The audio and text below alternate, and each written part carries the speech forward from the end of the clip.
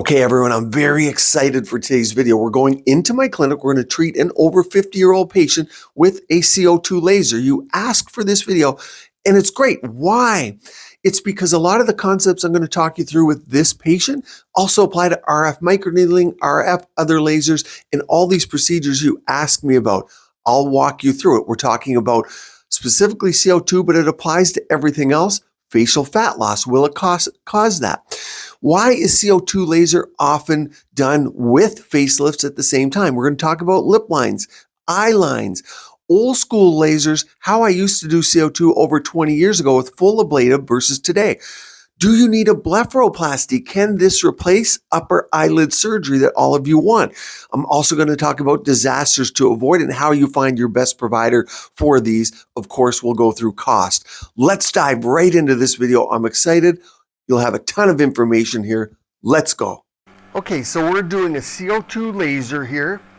And first thing you'll notice is the shape. Okay, so these are so tunable. Let me do a spot here, okay? Coming right here. Okay, so you see that's a square. I can change the size. It can be a diamond, it can be a triangle, it could be a circle, whatever you want. You can change the size of it. And if you can see there, you see where I've treated. So I can change, this is called fractional CO2, meaning I've treated a fraction of the skin. You can see where it turned white, right in that zone. And I left healing around it, so it'll heal quicker. I'm going to do another pulse and we'll keep talking through this. So look at this slide here. So you can see where in the middle, the skin is damaged. That's the laser going down. Now imagine I can set this laser to go very deep. I can set it to be superficial. Deeper would be for wrinkles, superficial would be for pigment, and that will determine downtime, but also the risks. So that's a really nice slide to see. Very similar for RF microneedling, which uses electrical energy, and erbium YAGs and other lasers that have this power potential. Very dangerous lasers you can see in the wrong hands.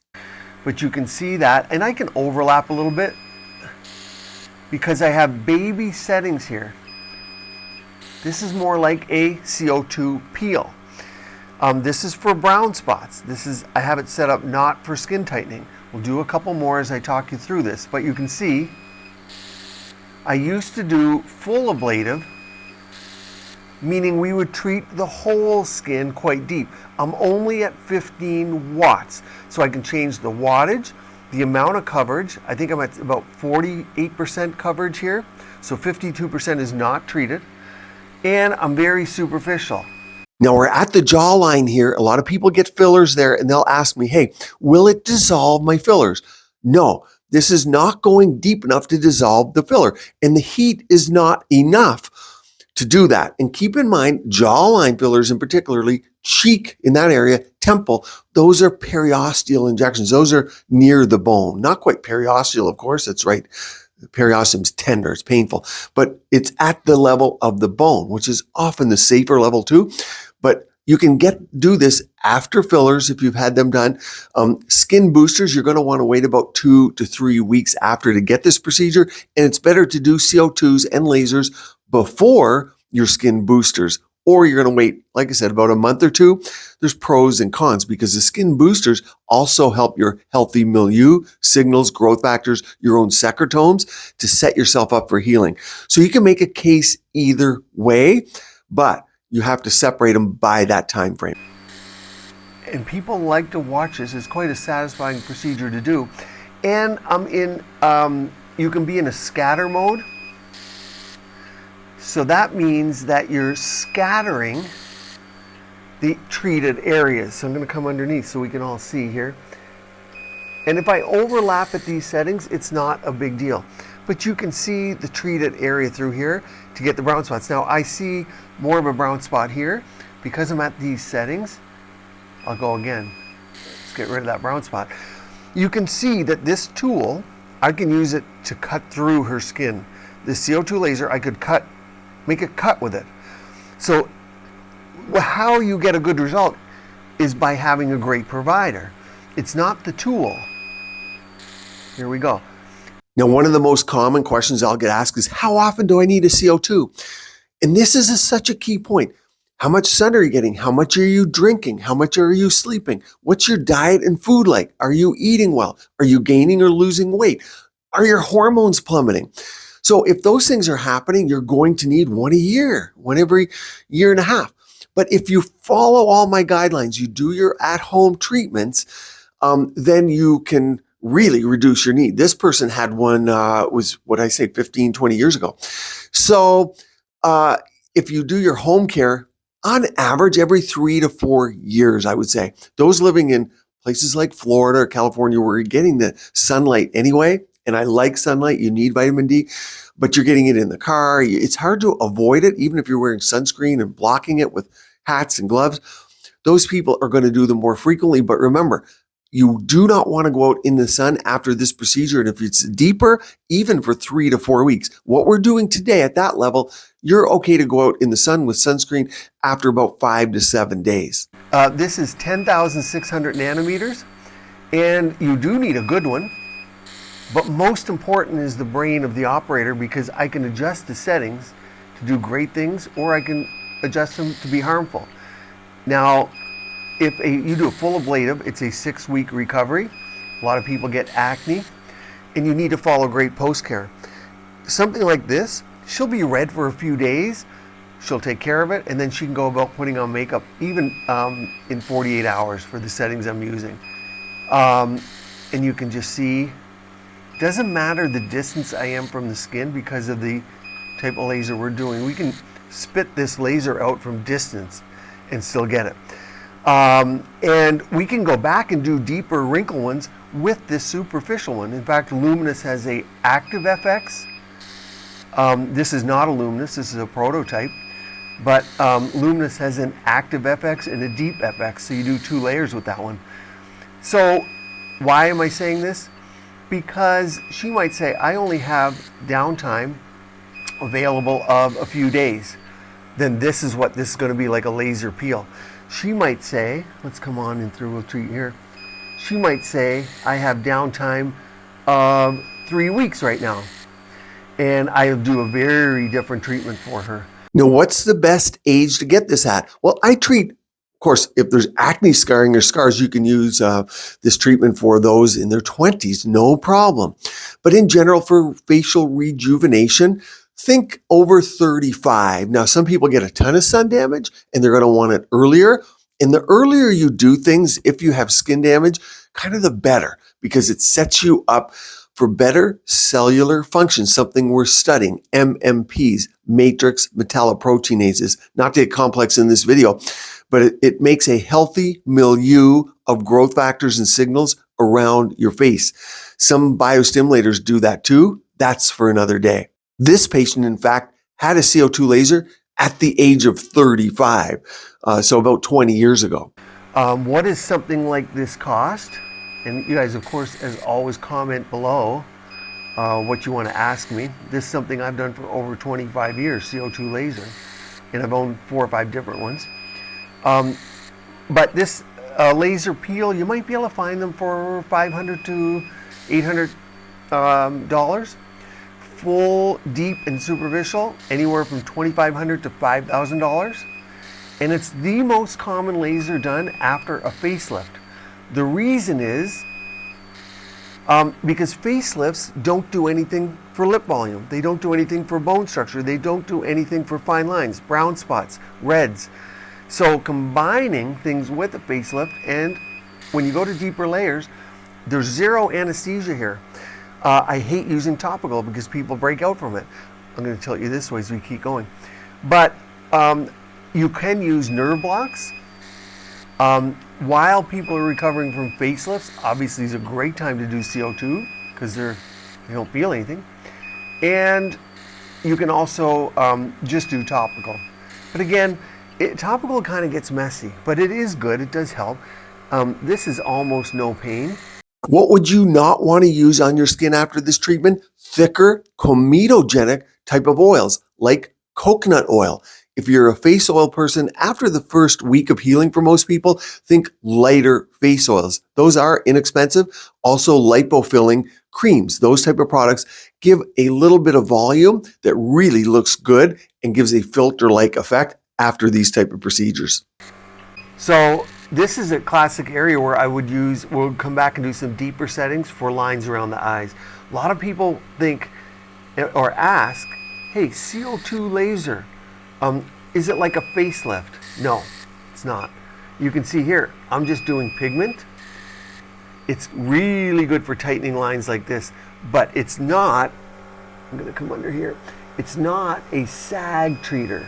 So if you're getting CO2, you can get an aggressive one, like I used to do, as a non-fractionated, fully ablative laser, a deep one, and yes, you'll get some tightening, maybe a little lift to sag, but they're best used for resurfacing and tightening lines like here, tightening lip lines, but it's not going to lift an RBF, a downturned mouth. It's not going to take a neck and make a sharp jawline like that. So you need to know that going in. Now, you can't hammer necks with CO2 because you get scarring. So again, these are things you learn over years and years of doing this, but just be mindful. And would you use exosomes? Let's come to another area. I'll keep taking you through that. So post-care, you know, a lot of people are afraid of Vaseline. And I know what you guys say. Vaseline comes from Petrolatum. And yes, okay, true. But it's highly processed. It isn't like putting engine oil on your face. So Vaseline is actually really good. What you're going to see is a lot of the very expensive products that people put on their face that they're paying hundreds of dollars for post-procedure. The base of it is petrolatum. So yes, there are some products in there, maybe some peptides, emollients, but the base of it is petrolatum. It just works well. Same thing on surgical scars. Now you don't have to use that. And yes, you can get acne after CO2 if you use something too heavy, but it works well for healing. It just is the way it is. And I've used a lot of things. Now, what about exosomes? You're all gonna ask, oh, I'm gonna use exosomes. The problem is, they do work well. And I've had them myself. I use them in my practice. I'm not against them, but exosomes work because they're signals. They're 100 nanometer signals that come from other people. So they contain genetic material, microRNA for sure, and later on we found out DNA and RNA, in fact. And what they do is signal, go into your cell, and they signal your own cell to produce collagen, elastin, to amp up your fibroblasts. But there's also signals that we don't know what they do, that we would call pro-inflammatory. So the signals in exosomes are not weeded out, so you're only getting the best signals. But yes, in general, if you're willing to do that and have that product, it is good to put on afterwards. I much prefer ones that we make in the lab. I'll link into the video coming up here shortly. You'll all know what they are. You can tilt your head this way. Because the ones I use do not come from other people. And that's key. And people love that. In general, people don't want products and genetic material from other people. Now, we're in the chin area. You can make a case. Hey, why don't you hammer the chin a little bit more? I'll tell you right now, the areas that are difficult to heal, nasolabial folds often, and the lower face. The skin there tends, just like with a chemical peel, to heal last, but it's part of the T-zone, so you're going to get pores, which is why I'm going to treat this area too. And for this treatment, because the patient only has so much downtime, I'm only going to treat to this level. But you could be more aggressive in the lower face here, and you could really treat to a deeper level. You're not worried about fine lines or wrinkles here, are you? So you can see where my settings in the chin area are going to be much different than where they are around the eye, where I want skin tightening, or the lip. Let's go do these lip lines. Everyone likes to watch this happen. Come up from the top. Just make sure we get a nice view of that. Got that? Now, if you do get some spray onto the pink lip itself, people ask, is that a problem? Not a problem. The lip is a sensitive area. I'll tell you that right now. but it's also in a way part of the T-zone there too. So you can see we treat this area, but yes, because of the large pores, you can go back and do a second pass over here for sure, or you can increase your settings. Either one, but again, you are going to increase your downtime. So I'm going to come up and finish her up with the T-zone up here. Just know pre-care is important, post-care is important. It's not a facelift, it's great for browns. And who does your treatment just like everything else? What about fat loss with this? No, you're not going to get fat loss as long as 90% of the people using this, even if they don't know how to use a product like this, procedure or laser like this, aren't going to be deep enough like RF where they're going to get fat loss. So this area here, again, you can treat more aggressively. Right in the T-zone, superficially aggressively. You don't have to go deep. There's not a lot of fat in the forehead. You got to keep that in mind.